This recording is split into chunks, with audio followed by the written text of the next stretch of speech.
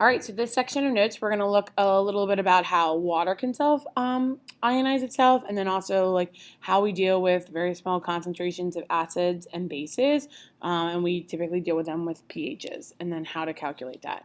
So you have this reaction right here, and what it's trying to show you is that if you have water molecules just naturally by themselves, like in a container of water, occasionally some of them will actually react and ionize.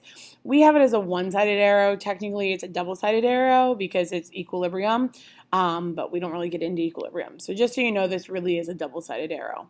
So you want to remember that we talked about before that if you're amphoteric, you could be an acid or a base. So if you look at this, if you go from this hydrogen to that one, you can see that this guy had 2 hydrogen ions and now it has 3, so it gained an H+. And if you look at this hydrogen to this hydroxide, it had 2 hydrogens and now it only has 1 hydrogen ion, so it lost an H+. So this water would be technically acting like the acid because it lost an H+. And this water would be acting like the base because it gained an H+. So when we say amphoteric, that's what we mean. You can actually calculate how often this occurs. There's an equation down here that you can actually calculate. It's called the KW equation. And what they find out is that at room temperature, your amount of hydrogen ions or hydronium ions is going to equal your amount of hydroxide ions. And it actually equals 1.0 times 10 to the negative 7th. So you can actually say, okay, if I have an acid, like I have this much of my acidic ion and this much of my basic ion. So if you're looking at acids and bases, you can use this to kind of determine if something's an acid or a base. So we'll do a problem on that and then we'll look at the pH. So what we have here is, again, when you multiply those two together, you get 1.0 times 10 to the negative 14th. What you want to realize is if you have more hydronium ion, greater than 1.0 times 10 to the negative 7th, then you're considered an acid. And if you have more hydroxide ion, if your hydroxide is greater than 1.0 times 10 to the negative 7th, then you're considered a base. So if you know your concentrations, then you can calculate this. So the example we're going to do is like a blood calculation. So if you've ever given blood, they typically do determine the pH of your blood because it needs to be in a pretty narrow range. And you can easily look at which one's higher to figure that out. So if you look at the practice problem, they took a blood sample and they figured out how much hydronium concentration there was, and they want to figure out how much hydroxide concentration it was, and then they just want us to say is it acidic, basic, or neutral. So you just want to remember that our KW is going to be our hydronium concentration times our hydroxide concentration. So KW, as long as you're at room temperature, is 1.0 times 10 to the negative 14th. Like that's a value that doesn't change. Now, if you're at a drastically different temperature, it could change, but we're not going to do that. They tell us our hydrogen concentration is 4.0 times 10 to the negative 8th. And we're going to multiply that by our hydroxide, which we don't know. So we're going to solve for X. And our X is basically going to equal our hydronium concentration divided by our KW. So you do the math. Oops, I'm still. And if you do that, you get 4.0 times 10 to the negative 8th divided by 1.0 to the negative 14th.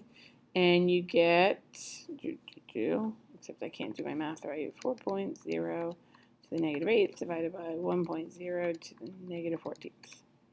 And what I get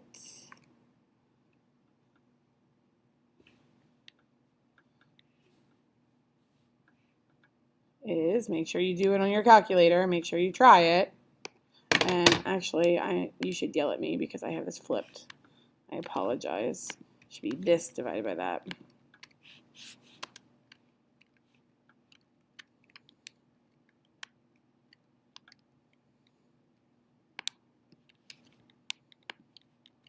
And you should get, if we do the 1 to the negative 14th divided by the 4 to the negative 8th, you should get 2.5 times 10 to the negative 7th molarity. So you want to realize that you know your hydrogen concentration. They told us that in the problem. and we just figured out our hydroxide concentration was 2.5 times 10 to the negative 7th. So the last thing they're asking us is this acidic, basic, or neutral? Whichever one of these is larger, it's going to be an acid or a base. So if you look at this, we have more hydroxide, so this is basic, and your blood should be slightly basic for it. So you can always figure out things acidic and basic wise using this KW equation, but a lot of people don't like using these very small numbers. So we do use pH and pOH kind of as like a simplification for it. So this is just a chart. It's not in your notes or anything, just showing you. You want to remember when we look at the pH and the pOH, it is logarithmic. So if you go from a value of a 1 to a 2, it's a 10 times different. If you go from a value of a 1 to a 3, that's 100 times different. So there is a big difference between something that has a pH of a 2 and a pH of a 4. You can see a lot of our food and stuff, it's acidic. A lot of our cleaning products are basic, and this is just a funny thing that was on sale somewhere at Whole Foods, and they said that you can have high pH alkaline water, which is just kind of interesting because it literally means they put a little baking soda in it. It raises the pH a little bit, and then they sell it for high pH because it's above the neutral of the 7. So that's just an interesting little thing that you got to watch out for. So if you don't want to deal with the KW all the time, then a lot of times what we do is to kind of get out of those small numbers, we do the pH scale.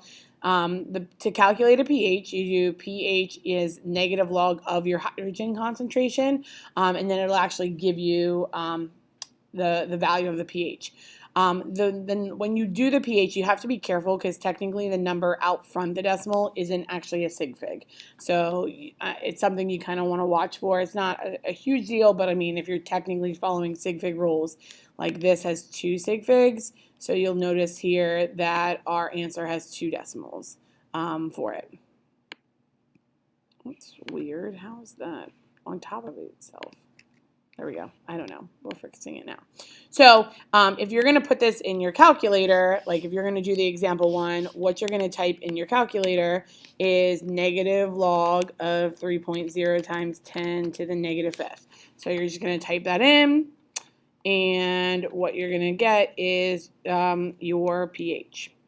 You'll get a big long string of decimals. You don't really want all the decimals. Just trying to remember however many sig figs you have, that's your decimals.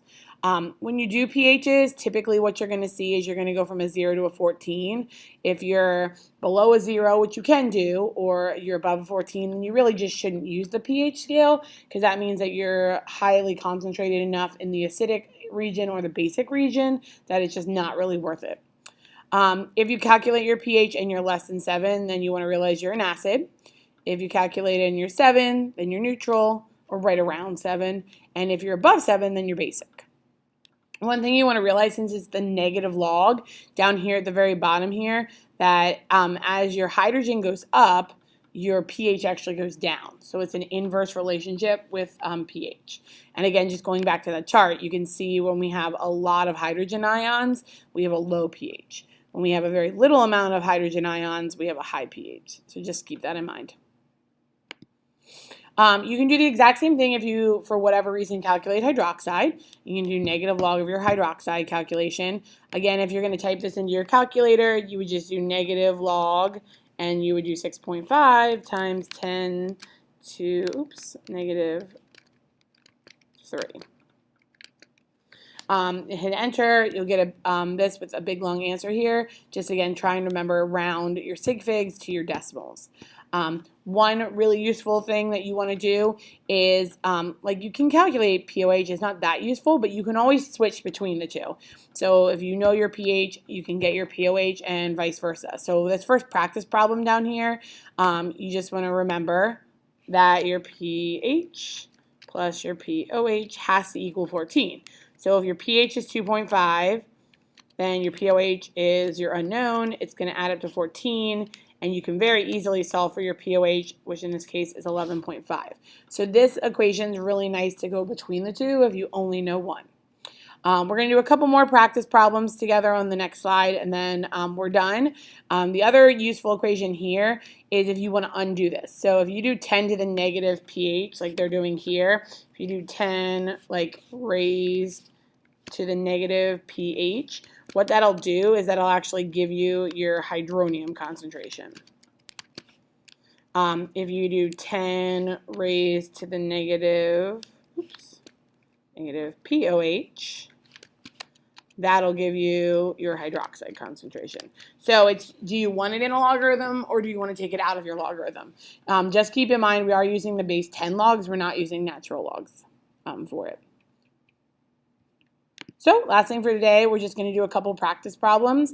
You have to be careful with what they're giving you. So we have the hydrogen concentration. So when we go to do this, we're going to calculate the pH. So our pH is going to be the negative log of 8.2 times 10 to the negative ninth. Oops, if I can type. You do the math. So I do negative log of 8.2 to the negative ninth, and I get 8.09. That's my pH. Then you have to remember that your pH plus your pOH equals 14. So my pH plus my pOH would equal 14. And then you can solve for your pOH. So if I solve for my pOH, I'm going to do 14 minus 8.09. And I get 5.91. So you just have to realize if they give you hydrogen, you have to do the pH. If they give you hydroxide, you have to do pOH. The next one here, they're giving us, they want to calculate the pH. What you want to realize, this guy right here, this is a base. If it's 0.006 molar, there's one hydroxide. So what that means is like we would get our hydroxide concentration would be 0.006 molar. Because when this would break apart, we would get some potassium, which we don't really care about, but we would get hydroxide.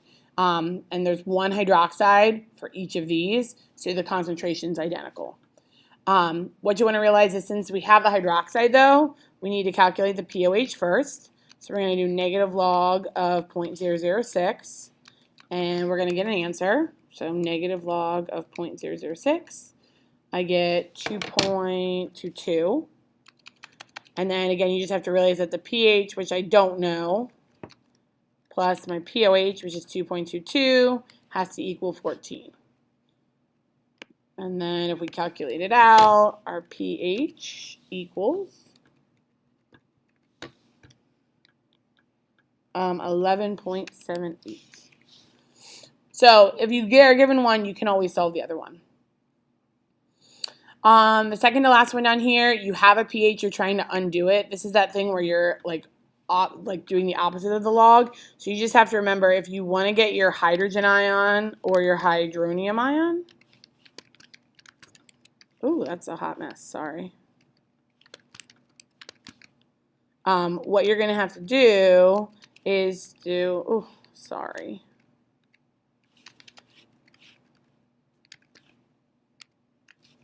Equals 10 and then raised to the power of the negative pH.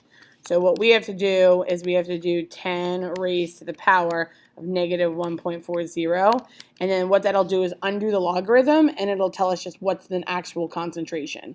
So 10 raised to the power of negative 1.4, and you'll get, I got 3.99 times 10 to the negative second molarity. With sig figs, remember only the decimals of a logarithm are significant, so it actually would round to 4.0. Or you could leave it not in scientific notation.